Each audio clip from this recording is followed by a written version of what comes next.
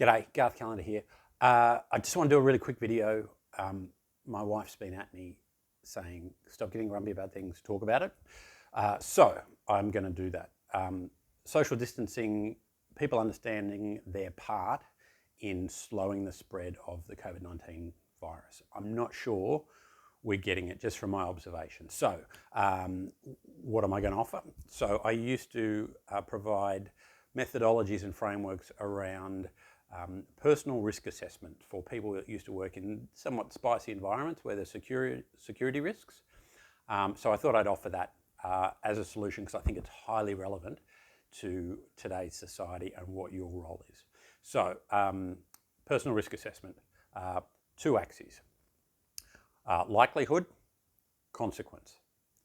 Okay, on the likelihood axis, how do we minimize the likelihood? Okay, and what does that all mean? Likelihood, okay, if we're out there, we're mixing in groups, we're giving people kisses, we're shaking hands, we're touching handrails, we are being unhygienic, not washing our hands, touching our mouths, our likelihood is high. If we're doing all the right things, we're keeping a distance of people, we're not moving around a lot, we're keeping within our suburb, we're just going out and mixing in public when it's essential, we reduce that likelihood right down. The consequence scale, and I guess you think about this in two different ways. Number one is what's the consequence of me contracting that, also what's the consequence of me spreading this.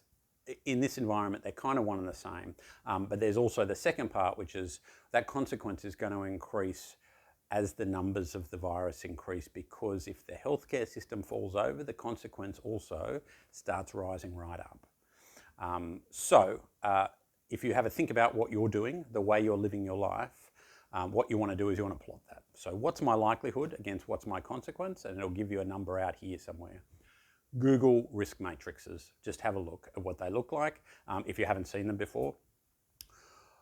Understand where you sit. That's your risk rating, whether it's low, medium, high, extreme.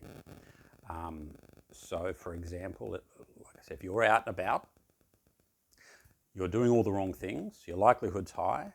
If we're getting at a point where you're mixing with elderly people, the healthcare system is suffering, your consequences off the chart. So you're in that extreme risk group.